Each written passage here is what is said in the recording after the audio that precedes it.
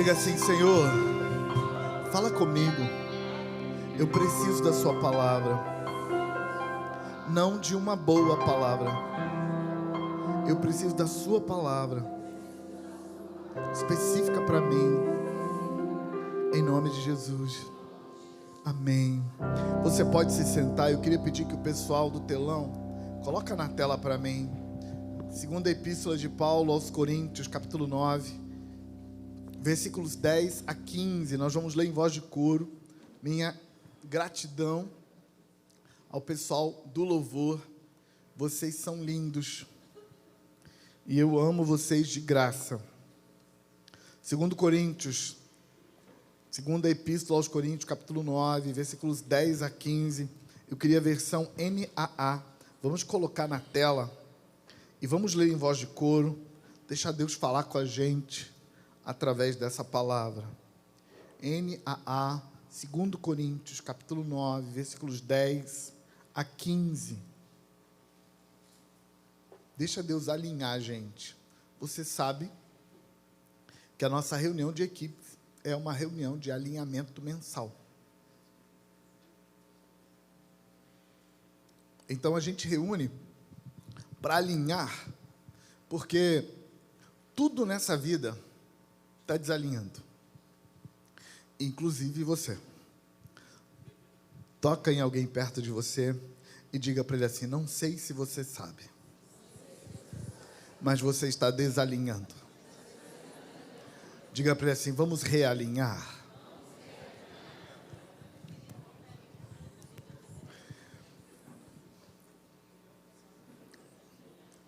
Tudo nessa vida está em processo de desalinhamento. É natural. E qualquer coisa que você fizer com um projeto, com uma ideia, com um conjunto de valores, se você não vigiar essa coisa, os valores vão ficando para trás e ela vai desenvolvendo novos valores deturpados, que são versões deturpadas dos valores iniciais. Tudo.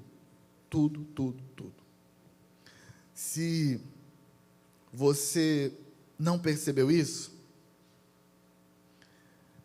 é só você observar você mesmo, que você ama Jesus, que você serve a Deus por causa de Deus, você anda no caminho de Deus por causa de Deus, mas depois de algum tempo, alguns outros valores vão se apegando ao coração, vão ocupando os lugares, e aí a gente vai esquecendo a verdadeira razão porque a gente fazia o que fazia, e a gente começa a deixar que outras razões vão ocupando o lugar.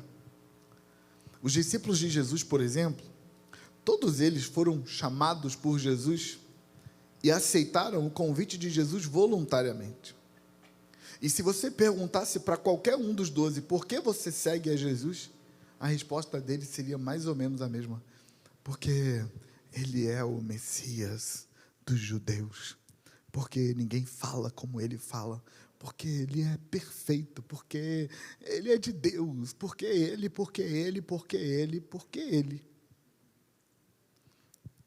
Mas quando você vai observando o passar do tempo, no segundo ano do ministério de Jesus, você já vê os discípulos batendo boca e brigando entre eles.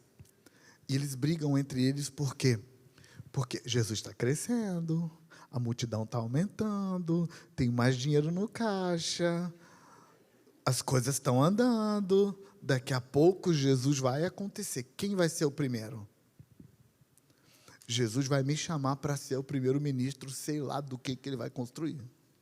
E eu vou ser o ministro da guerra de sei lá o que ele vai fazer, e eu vou ser importante. E aí, a razão inicial, que era pura, vai perdendo o valor. E vai chegando outros valores. Por que você está aqui agora, Pedro? Porque quando Jesus acontecer, eu vou ser importante junto com ele. Gente, isso não acontece só com os discípulos de Jesus.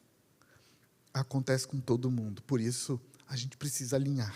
Se a gente não alinhar, depois de algum tempo, o nosso bálsamo de Gileade vai ser outro bálsamo de Gileade, que não é o bálsamo de Gileade que a gente queria. Hoje eu trouxe um texto para a gente alinhar. E eu queria ler com você versículos 10 a 15, em voz de coro. Eu conto até 3 para vocês lerem o versículo 10. Quando o versículo 11 chegar, aí vocês continuam lendo e a gente não vai contar até 3 de novo, só para o versículo 10. Tá bom? Prontos? 1, 2, 3, vai.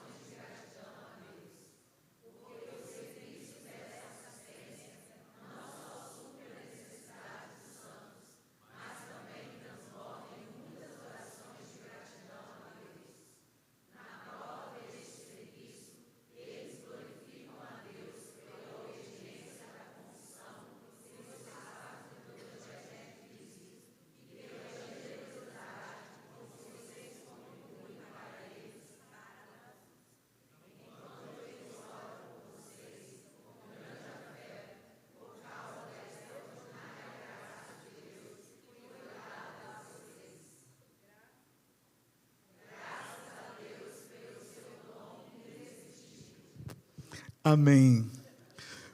Foi quase voz de coro, gente. Quase. A culpa foi a mídia. Entendi. Tá explicado agora. Eu queria alinhar com vocês a ideia por trás de princípios. E eu trouxe esse texto onde Paulo entrelaça vários princípios um no outro, dando para a gente uma percepção de como que os princípios funcionam. E para a gente entender princípios, eu preciso ajudar você a lembrar que uma das coisas que a gente ensina e insiste no bálsamo é que as pessoas aprendam a separar Deus dos princípios. Os princípios não são deuses. E Deus não é princípio. Deus é uma pessoa.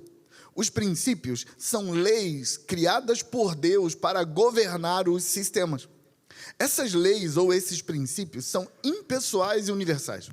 Impessoais porque não tem uma pessoa por trás do princípio. Universal porque não importa quem é a pessoa e onde ela esteja, ela está sujeita aos princípios. Para falar dos princípios, a gente usa como exemplo a lei da gravidade, que é um princípio que opera no mundo físico. E a gente usa a lei da semeadura, que é um princípio que opera no mundo espiritual. Então, uma pessoa que quebra a lei da gravidade, por exemplo, pulando do 3º andar, ele quebra o princípio quebra as 2 pernas dele. Porque o princípio diz que não era para ele pular do 3º andar, ele pulou. Aliás, o gato do Antônio cometeu esse erro. Foi do 4º andar que ele pulou, não foi, Antônio? Não foi legal, né? Mas ele aprendeu a lição, ficou traumatizado, não chega nem perto da janela mais. Até o gato sabe, agora, antes ele não sabia, mas agora ele sabe que não pode quebrar o princípio da lei da gravidade, porque se você quebrar o princípio quebra você. Aí, você olha para o princípio e pensa assim, por que Deus fez isso comigo? Eu pulei do 3º andar, quebrei as 2 pernas, Deus me castigou porque eu desobedeci à lei. Não, Deus não tem nada a ver com isso. Você quebrou a lei da gravidade quebrou você. A única coisa que Deus tem a ver com isso é que Ele criou a lei da gravidade, que não era para quebrar a perna de ninguém. A lei da gravidade foi criada para governar um mundo físico. Assim, quando uma pessoa quebra a lei da gravidade, você não pode colocar pessoalidade atrás disso, porque é impessoal. E é impessoal e é universal. É universal porque pode ser que a pessoa que pulou do terceiro andar era um ladrão fugindo depois de roubar alguém, está correndo, ele pula do terceiro andar e quebra as duas pernas e você fala, bem feito, Deus te castigou. Mas pode ser uma criança de 9 anos brincando, ou o gato do Antônio, brincando, que pulou do terceiro andar de brincadeira. Não importa, o ladrão fugindo da polícia vai quebrar as duas pernas, o menino de 9 anos brincando vai quebrar as duas pernas e o gato do Antônio também. Por quê? Porque a lei, ela é universal, ela não funciona para esse e para aquele não, ela só funciona, ela está lá, ela não sabe quem é quem, ela só responde quando você quebra o princípio. Toca em alguém perto de você e fala para ele assim, não quebre o princípio, porque quem quebra o princípio será quebrado pelo princípio. Então, registra que o princípio é impessoal, não tem uma pessoa. E registra que o princípio é universal, ele não escolhe com quem ele vai se relacionar e de que jeito. Ele é igual e está lá, só funcionando. Lei da semeadura, mesma coisa. Como dizia a vovó, quem planta, colhe. E não tem jeito. Aí, uma das coisas que complica na lei da gravidade, na lei da semeadura, é que a lei da semeadura tem tempo para sementes diferentes. Tem sementes, irmãos, que a gente plantou há 20 anos e está começando a nascer agora.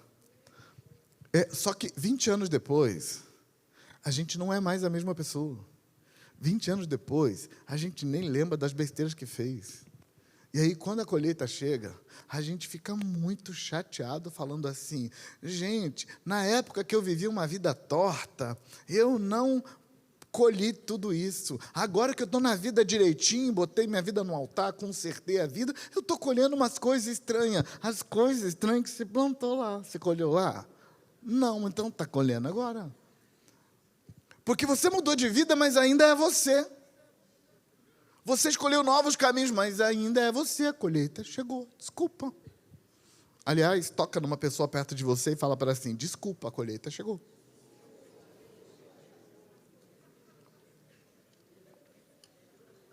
Mas eu não quero te falar nem da lei da gravidade, nem da lei da semeadura, pelo menos não por enquanto.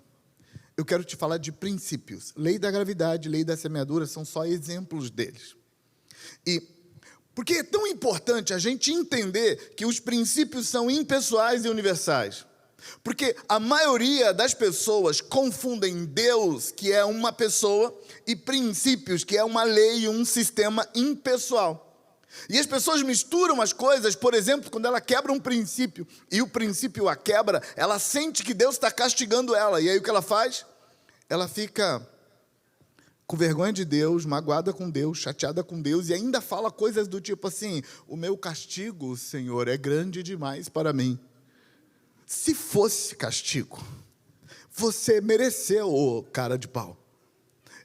Você lembra da conversa fiada de Caim?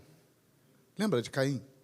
Caim, aquele cara de pau, fez o sacrifício errado, do lado do sacrifício de Abel, que estava certo. Então, ninguém pode desculpar o Caim, dizendo assim, não, o coitado do Caim não sabia como fazer. Gente, era só olhar o de Abel, está ali. Abel fez do lado. Aí, fez o sacrifício errado, ou seja, quebrou o princípio. O Abel fez o sacrifício certo. Aí, quando Deus atendeu Abel, abençoou Abel, se manifestou para Abel, encheu Abel de poder, visitou o sacrifício de Abel, queimou o sacrifício de Abel e nem manifestou nada para o de Caim. O cara de pau do Caim ficou magoado. Por que será que Deus só atende o sacrifício de Abel? Porque ele fez certo? Deus tem os seus preferidinhos. Deus gosta só de Abel, não gosta de mim. Ô Caim, larga de ser cara de pau, rapaz. Fala de Deus para ele. Deus falou assim, Caim, se você tivesse feito certo, você não teria sido atendido? Tá de cara feia, por quê? Caim. Aí o Caim cara de pau vai lá e mata o Abel. Inclusive, o texto diz que ele chamou Abel para ir no campo. Inclusive, se você é o Abel, te recomendo. Se o Caim te chamar para ir no campo, não vai, não. Vai por mim, eu sei das coisas. Caim está com má intenção. Ele chama o Abel para ir para o campo e mata o Abel. Aí Deus chama ele e fala assim: ô Caim, não tem o Abel que você matou lá? Então, o sangue dele está clamando contra você. E queria te contar, a terra que você derramou sangue te amaldiçoou. Ô Caim, nada do que você plantar na terra vai dar nunca mais na sua vida. Nem você, nem seus descendentes. Aí, o cara de pau do Caim olha para Deus e fala: por que o Senhor faz isso comigo? Meu castigo é demais, eu não posso aguentar. Ô Caim, não estou te castigando não, rapaz, você não entendeu. Olha só, você derramou sangue na terra, a terra amaldiçoou você, e a maldição que você botou na terra diz que você não vai colher. Eu tenho nada a ver com isso. Conhece alguém que faz isso o tempo todo? Ele faz a besteira, quebra o princípio. Quando a conta chega, ele fala: fulano não me ajuda, Beltrano não me socorre. Por que Deus faz isso comigo? Por que eu estou te falando de princípios? Para ajudar você a entender que princípio é alguma coisa, Deus é alguém. São pessoas ou são sistemas completamente diferentes. Vou te dar um exemplo de uma pessoa que dava conta de separar isso. Muitas vezes de forma intuitiva, mas ele separava bem. Davi separava bem as coisas. Davi fazia besteira, quebrava a cara. Quando a conta chegava, o que Davi fazia? Número 1, aceita a conta a pagar. Você nunca viu Davi falando assim: não, pagarei essa conta. Chegou a conta, Davi aceita a conta a pagar, pega a conta, bota nas costas, todo arrebentado, chega diante de Deus e fala assim: Senhor, tenha misericórdia de mim e da minha conta. Eu e a minha religiosidade e o meu legalismo achamos Davi um cara de pau. Aqui para nós. Mas ele está certo. Por que está certo? Porque ele separa as coisas. Deus é Deus. O princípio que eu quebrei é outra coisa. E eu vou pedir para Deus me ajudar com o princípio que eu quebrei, que eu não devia ter quebrado. Admito que não devia ter quebrado. A conta chegou. Eu sei que a conta é minha. Eu vou pagar a conta. Mas eu vou pedir ajuda a Deus, porque eu estou percebendo que não dou conta de pagar a conta sozinho. Mas se você não separa, Deus é Deus, princípio é princípio, você não consegue procurar Deus quando quebra o princípio. Porque toda vez que você quebrar o princípio, o seu sentimento é: Deus está com raiva de mim. Ele está chateado comigo. Ele está de cara feia. Então, vou lá fazer o quê se ele não vai nem me atender? Escuta uma coisa. Você que está aqui no presencial, você que está no online, Deus sempre vai te atender. Se você chegar diante dele pela fé e buscando por graça, toda vez, porque é pela graça que sois salvos por meio da fé.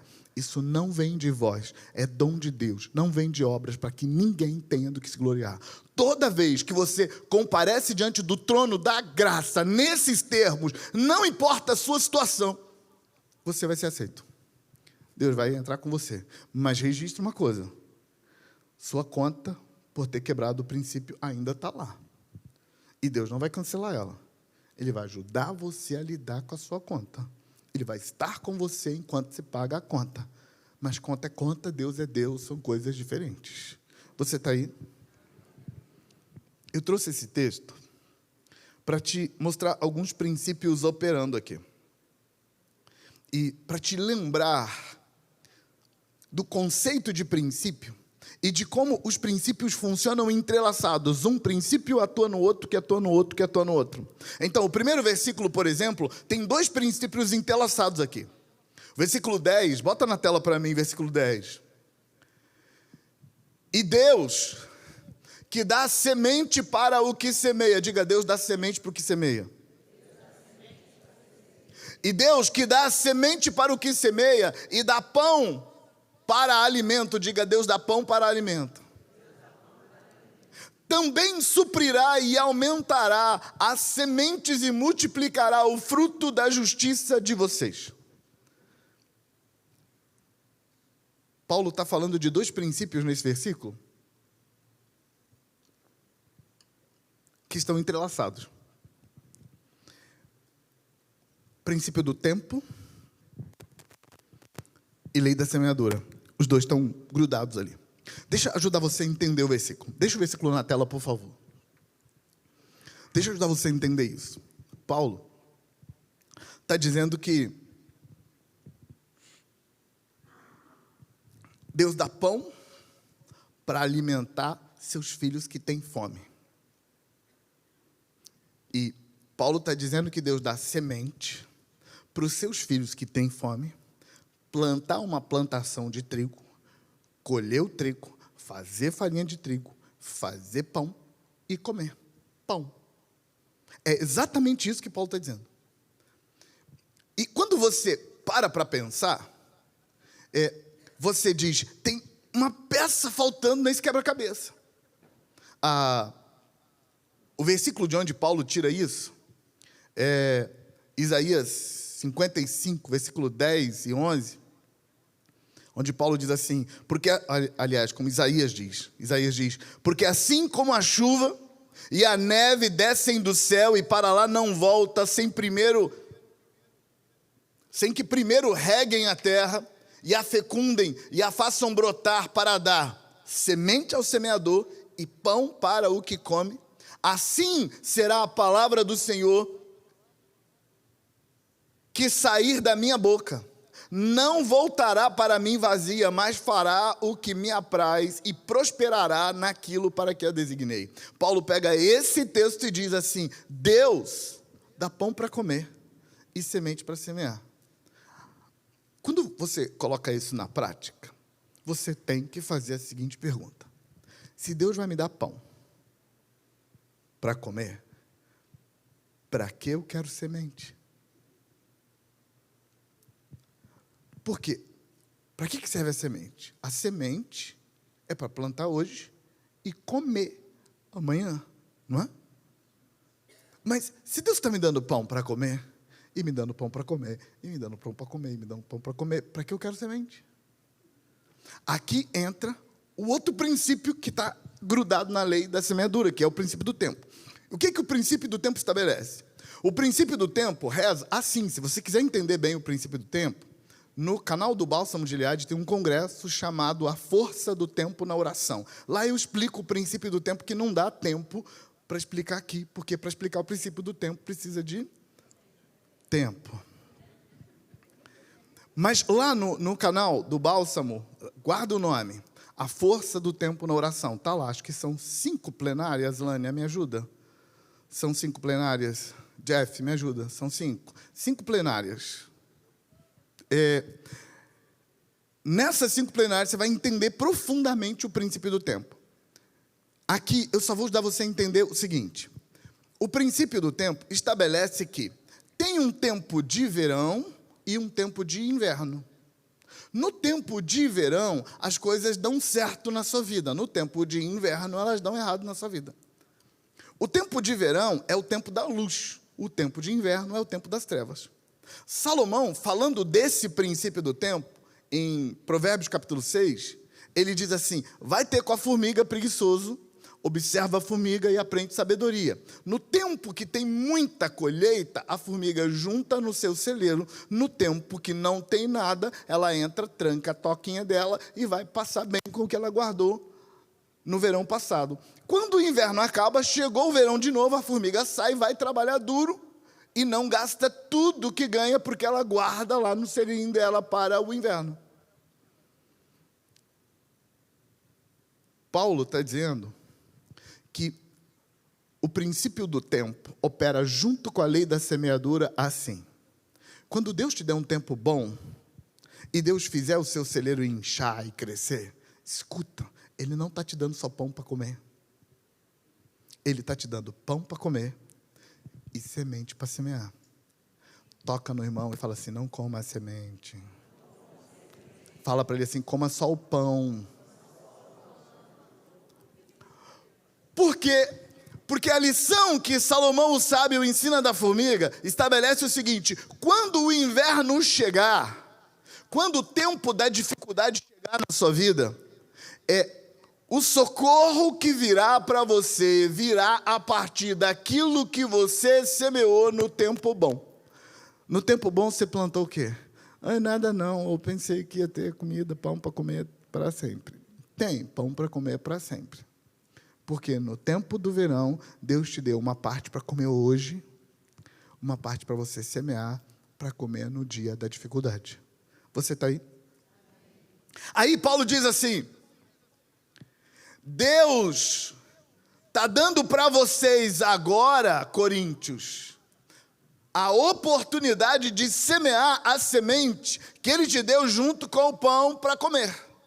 E se vocês semearem agora, ao versículo 11, vocês serão enriquecidos em tudo, em toda a generosidade, a qual, por meio de vós, resulta em orações de gratidão a Deus. Aí, Paulo, que já está colocando o princípio do tempo, atrelado à lei da semeadura. O princípio do tempo você entende. Verão, inverno. No verão, Deus me dá pão e semente. Eu como o pão, planto a semente. Quando chega no inverno, a minha semente vai produzir mais pão e semente. Aí eu como o pão e planto a semente. Aí chega o verão de novo, só que agora a abundância é muito maior. Eu como pão e planto semente. E aí a vida anda de um jeito que parece que na minha vida não tem inverno. Por quê? Porque quando o inverno chega eu nem noto ele. Porque eu tenho coisa guardada do verão passado para o meu inverno. Mas o que eu estou fazendo? Eu estou misturando lei da semeadura e princípio do tempo. Aí, Paulo acrescenta mais um princípio da gratidão no versículo 12. Ele diz assim, onde você plantou a sua semente, porque Paulo, gente, está falando claramente, se você ler capítulo 8 e 9 de 2 Coríntios, Paulo está falando de uma oferta colhida na região da Acaia para enviar para Jerusalém. E a base bíblica, a base espiritual que Paulo está usando é a seguinte: eles semearam coisas espirituais na sua vida. Por isso, eles se tornaram o terreno perfeito para vocês semearem coisas materiais na vida deles. É aquela ideia que a gente trabalha de Gálatas capítulo 6, do versículo 6 ao 10, em que a gente diz que tem 3 tipos de semente. Lembram disso? Aliás, 3 tipos de terreno para plantar a sua semente. Porque se você é o semeador e tem a semente, o terreno conta. E Gálatas capítulo 6 fala de 3 tipos de terreno. Tem o terreno que rende mais. Vamos dizer que esse terreno rende 100 por 1, que é o terreno daquele que te instrui. Quem te instrui representa Deus para você. Quem te abençoa, quem te pastoreia, a sua igreja, o sistema chamado igreja, a denominação que te alimenta, que cuida de você, ou alguém que te mentoria, que te abençoa, ele é um terreno de 100 por 1. Lá em Gálatas 6 tem um segundo terreno, que é o terreno da família da fé. Paulo diz, vamos fazer o bem a todos, mas especialmente aos da família da fé. Família da fé é o segundo melhor terreno. Terceiro melhor terreno, só tem 3. Todos. Qualquer lugar que você plantar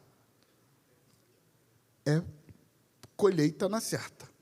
Mas tem um terreno melhor, tem um segundo nível de terreno, tem um terceiro nível de terreno.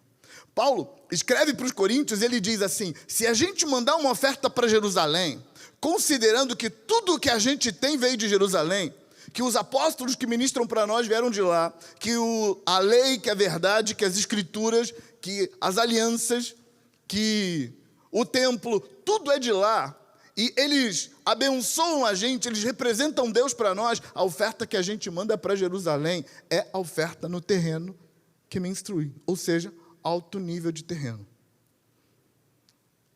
Mas aí ele coloca a gratidão na história, dizendo assim: quando o terreno que me instrui recebe a oferta, ele pode ser grato ou não. Mas se ele for grato, a gratidão que ele colocou também é minha. Se tiver gratidão da parte dele, se ele colocar ação de graça diante de Deus, dizer assim: Deus, gratidão pela oferta que eu recebi lá da Acaia. Paulo está dizendo assim: quando eles praticam gratidão, a gratidão que eles praticaram eu também estou praticando o princípio da gratidão. E lembra do princípio da gratidão? Aquele que tem, lhe será dado e terá em abundância. Mas aquele que não tem, até o que tem, lhe será tirado. Ou seja, quando você é muito grato, você ganha mais.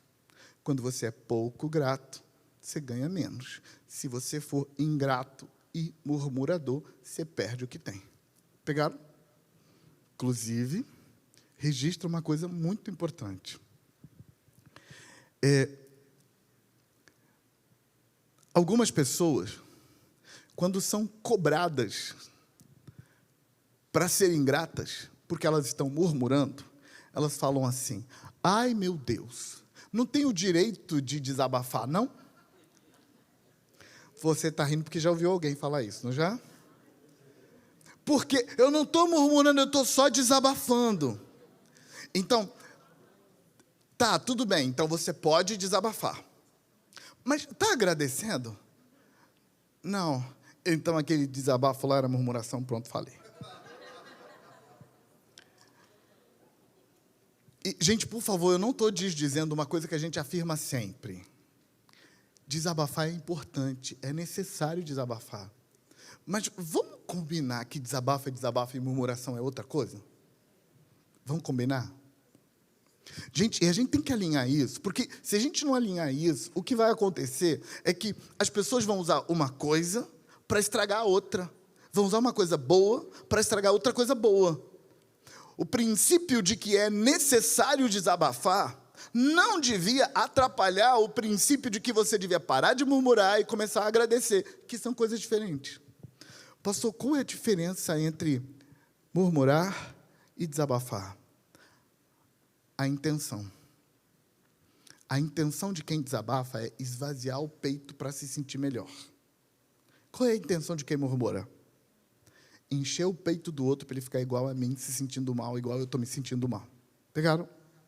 Eu tenho que botar a minha dor no outro, eu tenho que despejar meu pior nele, ele tem que sentir o que eu estou sentindo e mais. Quando eu despejo nele a minha murmuração e ele não fica ruim igual eu fico com raiva e começo a piorar o tamanho da murmuração para ver se agora eu consigo derrubar ele. Pronto, falei. Percebeu a diferença entre desabafar e murmurar? Quem murmura não está melhorando, não está tirando dele, está colocando no outro. Está tentando fazer o outro ver como que o mundo é ruim. Como que não tem nada bom no mundo. Ou como que só tem bom para você, para mim não tem. E se eu não consigo te convencer na minha murmuração, a murmuração piora. Enquanto que o desabafo, ele é o contrário. Quanto mais eu ponho para fora, menos tem aqui dentro, porque eu estou jogando fora. Não é tão fácil de entender, mas quem está praticando sabe. Por isso, se você que está aconselhando, ajudando alguém, se você o escutou dizer que, não, eu não estou murmurando, eu estou só desabafando, acredita nele. O que você vai fazer? É só ele que sabe se ele está murmurando ou desabafando. Então, ele falou que é desabafo, acredita. Mas aí aproveita e fala assim, então, mas pelo menos você está praticando a gratidão? Não, não estou. Então, era murmuração, aquele outro lá.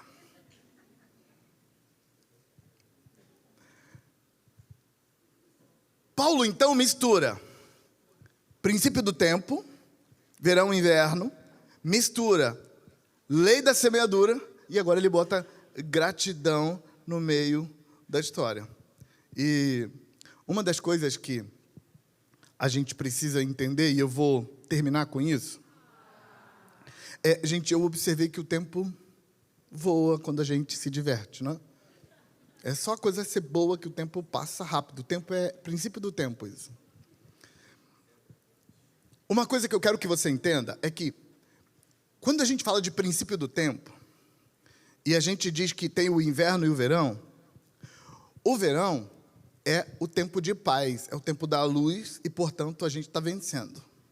O inverno é o tempo de guerra, é o tempo das trevas, portanto, a gente está perdendo. Inclusive, em Eclesiastes, capítulo 3, quando Salomão fala do princípio do tempo, ele diz, há tempo para tudo debaixo do sol. Eclesiastes, capítulo 3, versículo 1, a sequência, os próximos 7 versículos, ele nomeia 7 ciclos, um ciclo em cada versículo. O último ciclo, no versículo 8, ele coloca assim, há tempo de guerra e tempo de paz. De alguma forma, todos os ciclos que apareceram nos versículos 20, nos 7 versículos anteriores, cada ciclo daquele pode ser trocado por tempo de guerra e tempo de paz. Portanto, a gente tem um tempo na nossa vida em que a gente tem muito mais chance de vencer as nossas guerras. Tem um outro tempo na nossa vida em que a gente tem menos chance de vencer as nossas guerras. Por quê? É o tempo do inverno. Tempo de guerra, tempo de paz. Aí, como é que você vai vencer no tempo de guerra? Com as sementes que se plantou no tempo de paz. Então, muitas das nossas batalhas são perdidas porque no tempo de paz a gente não semeia nada. Porque no tempo de paz a gente come o pão e a semente. E aí não guarda nada. Quando a guerra chega, você não tem nada para guerrear. Sabe, tem uma coisa que as pessoas não entendem. E elas pensam que Jesus estava se contradizendo. Quando Jesus envia os 70 e os 12, ele diz para eles assim, vão e não levem bolsa, não levem 2 túnicas, não levem comida, não leva nada, vai, porque vai dar tudo certo, vocês vão pregar e vão ser alimentados enquanto vai. Passa um tempo, estava chegando perto da morte de Jesus, o tempo virou, mudou o tempo. Por quê? Porque Jesus tinha que ser crucificado num tempo de inverno, não no de verão. O ministério de Jesus dura todo um verão. Mas então, começa um inverno, que a morte de Jesus vai acontecer num inverno. Quando vai começar o inverno, Jesus reúne os 12 e diz outra coisa que parece contradição. Jesus diz para eles assim, lembra que eu falei que não é para levar bolsa? Pois é, agora é para levar. Junta todo o dinheiro, bota na bolsa, guarda no bolso e fica pronto, porque quando der uma emergência, você tem um dinheirinho aqui. Falei para você não levar 2 túnicas, agora, se você tiver 2, guarda uma de reserva, porque do jeito que o negócio está, é capaz de fazer muito frio e rasgar uma, e você ter uma reserva aí, vamos segurar a onda. Inclusive, se tiver túnica sobrando, o negócio estiver direitinho, vende uma túnica e compra uma espada. Jesus sempre falou para fazer de um jeito, agora ele vira e manda fazer de outro. Por que Jesus mudou? Porque agora o tempo de guerra chegou. Aí a pergunta é, o que você plantou para o tempo de guerra? Quanta gratidão você praticou quando estava tudo bem? Tudo isso que você fez, quando o tempo da guerra chegar, você vai estar bem na foto. Salomão, no Salmo 127, ele diz que se você plantar direitinho no tempo de paz, quando o tempo de guerra chegar, as sementes que você plantou serão como flechas na aljava de um guerreiro habilidoso. Sabe o que significa? O inimigo chegou porque é o tempo dele chegar mesmo, só que ele cai de longe. Flecha é para derrubar o inimigo antes dele chegar perto. De que flecha Salomão está falando no Salmo 127? A flecha é o que eu plantei. Plantou o quê? E ele fala de flechas na mão do guerreiro, que são as semeaduras feitas no tempo da mocidade. Todas as coisas boas que você plantou estão virando flecha na sua aljava. No dia da guerra, a semente plantada nasce em forma de flecha para derrubar o guerreiro. O Salmo 112 fala disso, dizendo assim, no versículo 9 e 10, distribuiu, deu aos pobres, a sua justiça permanece para sempre, o seu poder se exaltará em glória. Ele está falando de alguém que distribuiu, deu aos pobres, ou seja, ele fez muita semeadura, plantou o que tinha que plantar. Aí olha o versículo 10, o ímpio vê isso e fica com raiva. O ímpio é o inimigo. Ele range os dentes e se consome. O desejo dos ímpios perecerá. Sabe o que o salmista está dizendo? Ele está dizendo que se eu plantei bastante no tempo do verão, quando chegar no tempo do inverno, que é o tempo da guerra, o meu inimigo vai preparar armadilhas, mas eu não caio. Ele prepara a armadilha, mas eu não caio. Ele prepara a armadilha, mas eu não caio. Por que eu não caio? Porque no tempo do verão eu plantei. Por que eu estou trazendo esses princípios interligados para você? E eu vou encerrar mesmo. Inclusive, queria pedir o pessoal da ceia para já ir se preparar, porque nós vamos cear. Por que eu estou falando para você desses princípios interligados? Lei da semeadura, princípio do tempo, princípio da gratidão, tudo linkado. Para você separar Deus dos princípios. Para você entender que o mundo físico, psicológico, espiritual, social, relacional é regido por princípios. E esses princípios operam de forma impessoal e universal. Portanto, as consequências, os resultados que você está lidando, você não devia culpar Deus.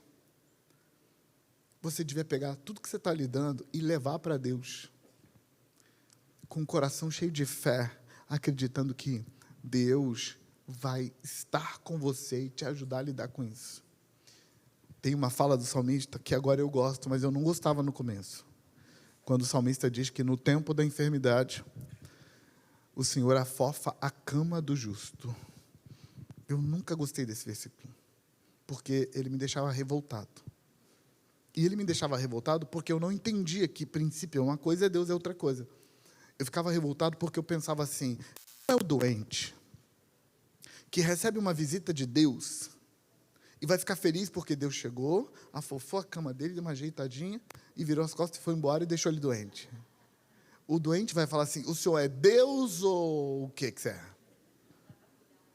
Porque se o senhor me visita, Deus, no dia da minha enfermidade, eu quero que você me cura. E eu quero levantar, tomar a minha cama e ir para a minha casa. É isso que eu quero. Não quero que você me visite e afofa a minha cama. E aquilo não fez sentido para mim por muito tempo. Até que eu entendi o princípio do tempo. No tempo da enfermidade, Deus não cura. Porque esse é o tempo da enfermidade. Mas Ele está com você para afofar a cama. Aí o tempo da enfermidade passa, aí Deus volta e cura, porque agora chegou o tempo da cura. Mas Deus só vai afofar a cama, irmãos, se a gente separar Deus é Deus, princípio é princípio, e se a gente não permitir que as confusões da nossa vida nos afastem de Deus. Louvor, socorro. Eu queria convidar você para ficar de pé.